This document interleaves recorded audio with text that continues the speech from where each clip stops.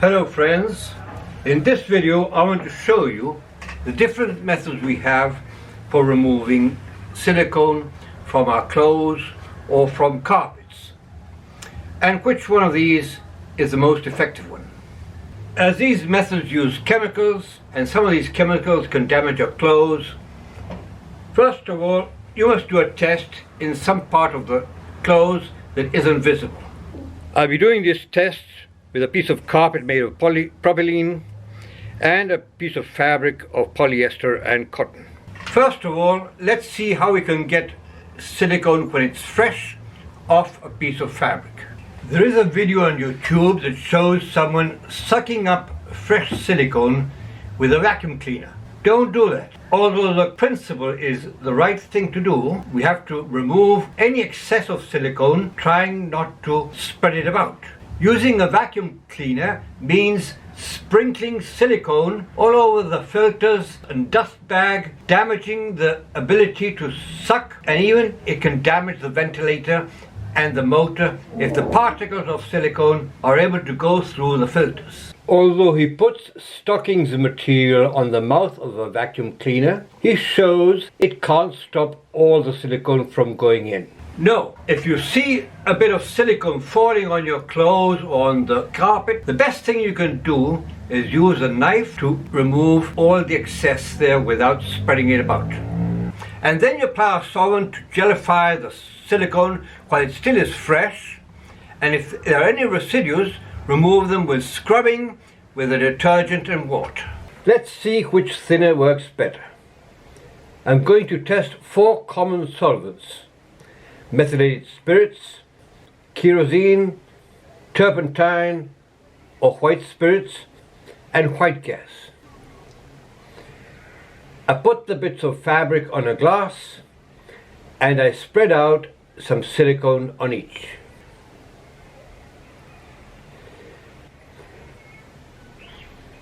I remove the excess of silicone with a knife.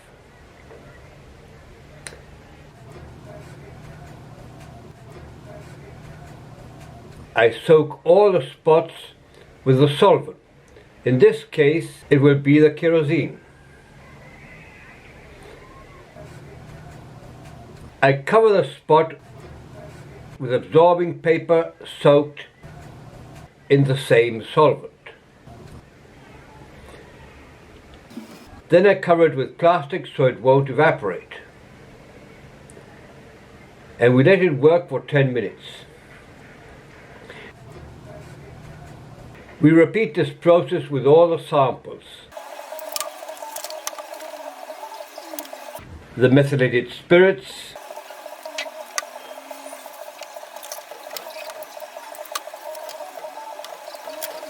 the white gas,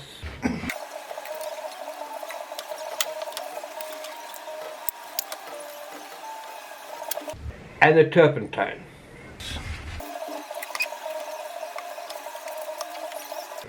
We'll give it 10 minutes. Once 10 minutes have gone by, we take off the glass, we remove the plastic and the paper. We can even scrub it a bit with the paper to remove any excess that's still there.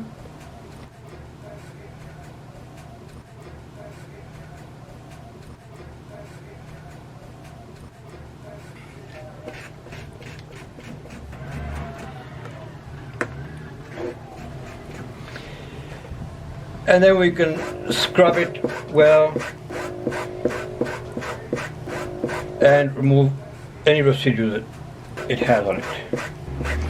And now we're going to take it to the bathroom to wash it with water and detergent. We'll do the same with all the samples.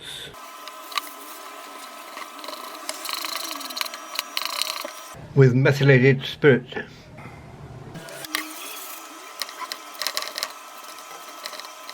The white gas,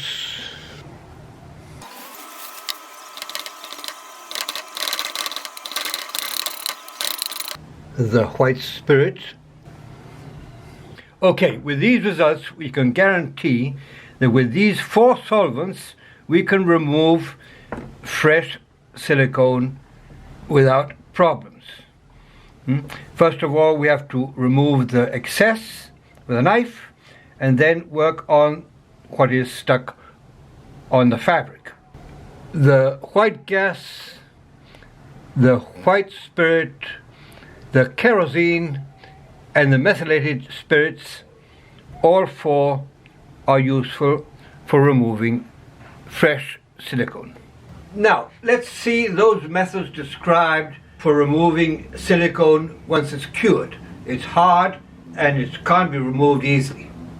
For that, I'm going to use these samples that I've prepared, and they have already more than 24 hours drying, so they're perfectly cured. We proceed in the same way as the other test, using turpentine, white gas, kerosene, WD-40 and vinegar, giving the solvents 30 minutes to work on the silicone. None of them was able to dissolve or gellify the cured silicone, so it would be easier to get it off the carpet. With the polyester and cotton fabric, only the white gas was able to produce a perfect result. But that was after a tough battle using nails, a brush, and much patience. All the other solvents left residues after all that effort. The other method I want to check says that if you heat up the silicone with an iron over toilet paper, the silicone will be absorbed by the paper.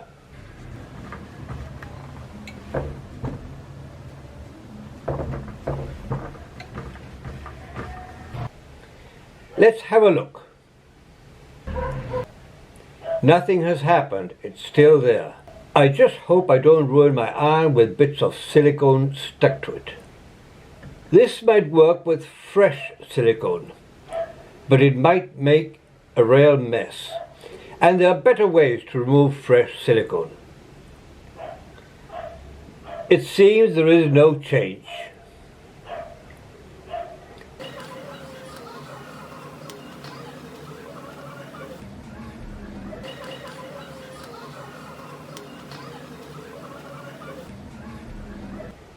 This is not very different to peeling off cold silicone.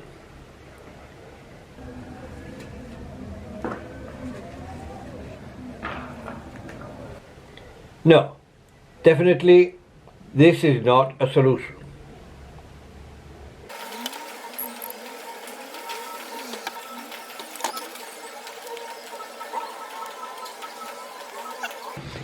There's no magic here. The last method I want to check says that if you put silicone in the freezer, the silicone will freeze and it is easy to get off. I had to wet the cloth for it to freeze, but the silicone isn't frozen. Maybe if one uses liquid nitrogen, but who has that at home? The same with ammonia. It's a controlled chemical, highly hazardous. Who wants to have that in their homes? As getting cured silicone off carpet material has been such a failure using solvents, we have to go over this in a different way. I have noticed that if we just drop the silicone on this carpet material without squashing it real hard, once it has cured, it can be easily pulled off, leaving no residues. So, I'm going to do some tests, dropping silicone by its own weight, and another pair squashing it a bit against the surface.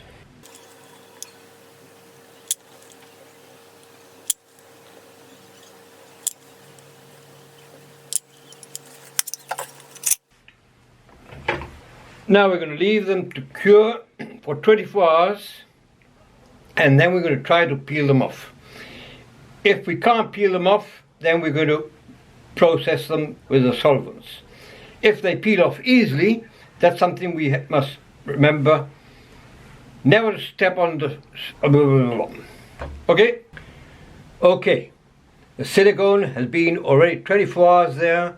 Now it's completely cured, hard, and ready to start the test with solvents. But before starting the test with a solvent, we are going to pull them off, see if we can tear them off easily. In particular this one that we simply drop onto the carpet. So let's do it. There it is, peeled off easily. The other one also. And they left no residues. The silicone simply fell on the carpet and could not creep into the fabric, and in consequence didn't stick to the carpet. So, one recommendation when you drop bits of silicone onto a carpet is to simply leave it there. Isolate it, protect it, so nobody goes and steps on it. Because the truth is, one can remove silicone from a carpet just by pulling it. Let's try with this other one, which we squashed in a bit. It's more difficult to get it off, but it's possible.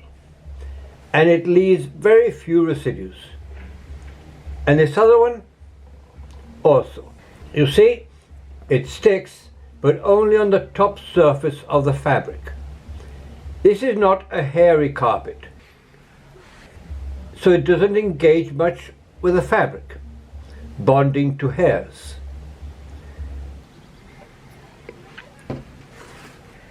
And the few residues that stay stuck maybe can be removed with your nails or with a bit of white gas.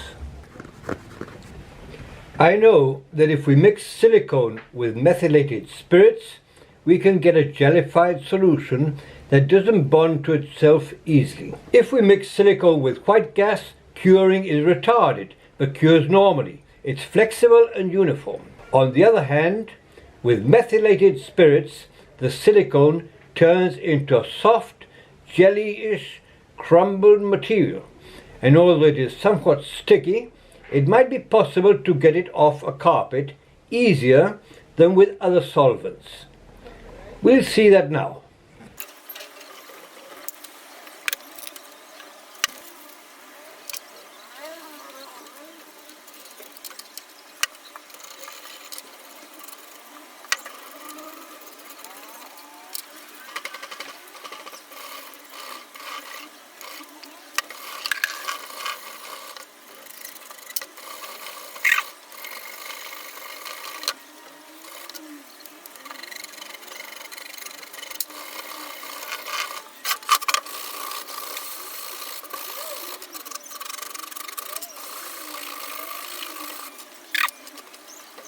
So we're going to wash it to eliminate the alcohol, and we're going to dry it to see if there's any difference between the spot and the rest of the carpet. Okay, after washing it and scrubbing it with detergent, this is what I get. The colors are quite uniform. There's no place where you can see silicone, white pieces stuck on, nothing like that. However, there is an area here that is a little bit different to the rest. Here we have lines, straight lines across, and here it's as if there were little spaces in between the hairs. If we look at this carpet in detail, very near, we'll notice this difference. Apparently some residues of silicone are still there and has stuck the hairs together in a way that it leaves these spaces in between. However, I would say that in the home, just walking around, you won't notice that difference, especially if it's small spots. In conclusion, with all we've seen in this video, I can recommend the following. The iron and toilet paper, keep them for ironing your bad ideas. The refrigerator, the freezer, keep them for the meat. And WD-40, keep it for those squeaking doors. To remove fresh silicone from your clothes, the best thing you can do is with a knife, remove as much as you can of the silicone on the clothes. And quickly leave the clothes soaking for 30 minutes at least in white gas. If you don't have white gas, you can use turpentine. It's just as good. And if you don't have turpentine, you can use vinegar or kerosene. They also can give quite good results. If the silicone on your clothes has already cured, it's hard, you must try to get as much as you can off with your fingers and your nails. And the only solvents that are really useful and effective are white gas and turpentine. If the silicone falls on the carpet, the best thing you can do is not touch it. Isolate it, leave it there till it gets hard and cured. Then it might be quite easy to get it off just pulling it. This might not be that easy if the silicone falls from a very high place and splashes on it, or if your carpet is very hairy. If the silicone is squashed by someone's shoe or with tools, you must try to remove as many residues as you can before it goes hard, while it's still fresh. And then soak that area in methylated spirits. Then you stir the silicone, mix it with the methylated spirits, diluting it. Then it will be very easy to remove any residues of silicone, scrubbing it with water and soap.